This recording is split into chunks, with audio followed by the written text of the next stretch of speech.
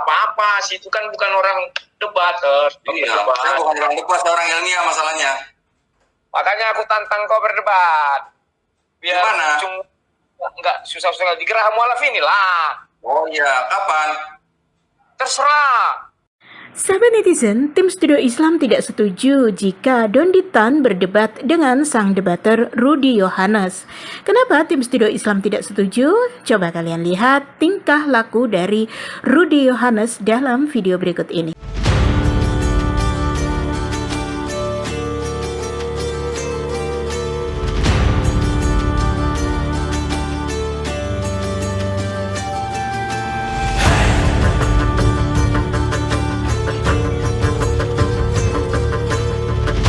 Sahabat-sahabat muslim rahimakumullah, umat yang dimuliakan Allah di dunia dan di akhirat, umat yang satu di bawah kalimat agung la ilaha illallah yang menjadi kunci dari pintu surga bagi orang-orang mukmin dan menjadi hidayah bagi orang Islam yang berada di neraka yang kemudian akan Allah angkat dan Allah pindahkan ke dalam surganya yang seluas langit dan bumi. Halo? Halo. Sorry. Ya. Gak bisa aku bicara. Siapa namanya nih? Wah, sang debater, orang paling terkenal di dunia debat. Oh, sang debater. So, saya sih nggak pernah dengar, terus terang aja. Nah, nggak apa-apa sih, itu kan bukan orang debat. Iya, saya bukan orang debat, saya orang ilmiah masalahnya. Makanya aku tantang kau berdebat. Biar Gimana? Nggak susah-susah di Geraha Mualaf inilah. Oh iya, kapan? Terserah. Aku ikut Oh, aja. yang nantang debat ya. Yang nantang debat dong, yang nentuin kapan. Temanya apa? Terserah mau Geraha Mualaf lah. Geraha Mualaf waktunya kapan ada? Karena katanya 2 minggu. Oh, ya gini aja. Kalau mau nantang debat saya, silakan daftar ke Farudin atau Calvin, gitu aja. Sudah. Ya, sekarang aku bahas dulu udah, kayaknya. isi Terutama formulir aja. si Aristo tadi itu ngomong, nah kitabnya berkelahi apa katanya. Kami tidak pernah berkelahi karena perbedaan kitab. Tetapi orang Muslim, Islam, di Arab berkelahi karena perbedaan kitab. Bulu-buluhan. Bahkan di Indonesia. Ini mau nanya atau mau nantang debat atau mau ceramah nih? Terserah. Aku kan si Aristo tadi mau pulang. Biar dia jangan menyebarkan sebuah hal yang benar. Silakan daftar ke Farudin atau ke Calvin untuk debat. Nanti di tanggal berapa temanya kita tentuin aja. Ya, nanti komunikasi aja sama Farudin sama Calvin ya. Tunggu Sahabat netizen, sang debater Rudy Yohanes mengajak Dondi Tan debat di Geraha Mualaf dengan tema yang ditentukan oleh Dondi Tan, yakni tentang keaslian terjemahan antara kedua kitab suci agama Islam dan Kristen, yakni Al-Quran dan Bible. Sudah pasti Al-Quran yang menang ya sahabat netizen. Oleh sebab itu, sang debater tidak merespons tanggapan Dondi Tan untuk membahas debat mereka berdua di Geraha Mualaf. mau tanya, di dalam Al-Quran bahasa Indonesia terjemahan, Tuhan apa Tuhan? Rob, terjemahannya Tuhan. Rab Tuhan. Bisa menjadi Tuhan juga, ya. Dahulu Tuhan tidak ada, kamu bilang kan? Yang ada Tuhan. Dahulu Tuhan tidak ada di mana? Di dalam bahasa Indonesia. Yang ada dalam bahasa Melayu Tuhan. Ya tak, Cik Malaysia? You paham tak yang I cakap? Yang tadi lu bilang ada kalau kamu kata Tuhan tu sama dengan Tuhan, saya tak setuju lah. Memang tidak ada. Tak setuju tak? Ya, I pun tak setuju lah. I pun tak setuju. Tidak ada orang bahasa Indonesia. Menurut Robi, Tuhan sama Tuhan sama nggak? Oh, tak sama lah.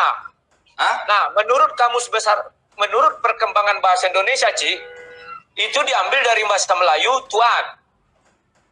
Paham tak? Nah, di Al-Quran bahasa Indonesia ada kata Tuhan. Itu sumbernya dari mana? Adakah Tuhan dulu dalam bahasa Indonesia atau Tuhan dulu? Sila nak jawab. Kalau kamu nak jawab, saya jawab sebeginilah, ya.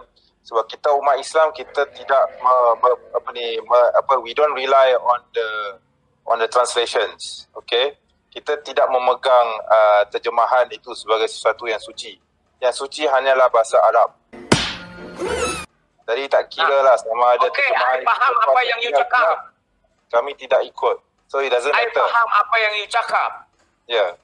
Nah, sama si Tan, jikalau demikian, kamu udah dengar kan apa kata si The Muslim Apologist? kami tak pakailah yang terjemahan.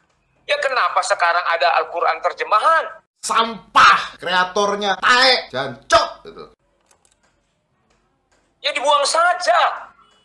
Ya, sebabnya nak bagi orang faham lah. Sebab sekarang ni ramai yang tak faham. You cakap nak bagi orang paham. Pertanyaannya apa? You cakap nak bagi orang paham. Betul, Sementara, betul. sementara you tak sepakat bahwa terjemahan itu bukanlah nak dijadikan dasar. Kami tidak menggunakan terjemahan sebagai dasar. Yang dasar adalah cocok. Arab. Ya. Nah, sekarang I tanya pada you, kenapa you ada di Al-Quran terjemahan bahasa Malaysia? Malay. Sebab kita ada ramai yang tidak tahu bahasa Arab. Macam contoh. Cocok. Cocok. Ya, Betul. betul. I sepaham dengan you. Yes, ya. Di Indonesia juga demikian. Banyak orang tidak paham bahasa Arab. Maka diterjemahkanlah dalam bahasa Indonesia. Kamu pikir terjemahan bahasa Indonesia tidak ada berubah?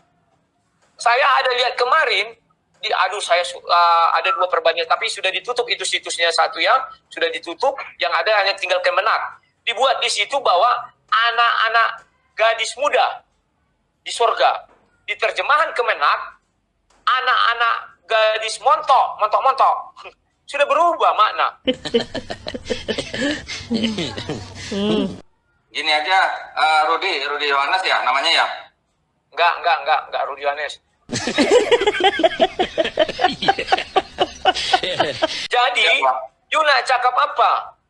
Nah, Terjemahan pertanyaannya berubah luar biasa. Atau kalau mau diperdebatkan, kita atur waktu aja. Kejujuran, terjemahan, Bible, dan Quran. Gitu aja gimana? I nak tanya pada you, ya kan? Sekarang, Bang Malaysia, you paham tak Al-Quran itu siapa yang nak tulis? Saya bertanya nih. Apakah itu mujizat Nabi Muhammad? Sila, jawab. Mujizat Rasulullah adalah hanya pada bahasa Arab, bukannya pada bahasa Melayu atau bahasa Inggris atau bahasa Indonesia. Yes, setuju lah. You paham tak apakah Nabi Muhammad yang nulis itu Quran? Bahasa Arab.